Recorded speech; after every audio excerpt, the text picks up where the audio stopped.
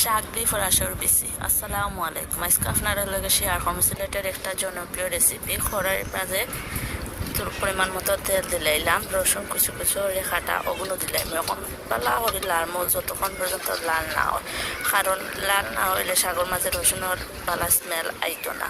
আর অন্য চুলামকায় বয়াই দিছি বিচি সিদ্ধ, কারণ ফ্রোজেন বিচির মাঝে কোনো জাতর পালা স্মেল তাহলে একটা যাতে যায়গে। আর সিদ্ধর মাঝে তোরা লাল লবণ আর হলুদ দিছি।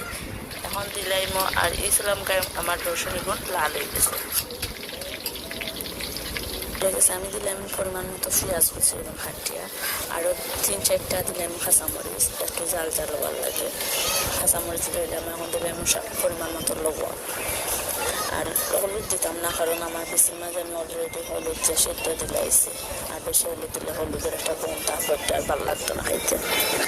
আর আমি আলগুন চুলা অফ করে এমকা থেকে আমি বেশি বালা করে দই দিয়া রেডি করে দিয়েছি। দেখো, আপনারা দেখলে বুঝতে পারবে কিনা জোর জোরে আর সুন্দর হয়েছে। ওর ব্যাপারে খাসা বেশি জ্বালা থাকে, ওলা লাগবে স্বাদ। এখন দিলাম আমি বেশি ভাজা পেঁয়াজ গুঁতোর মাঝে বেশি দিলাম।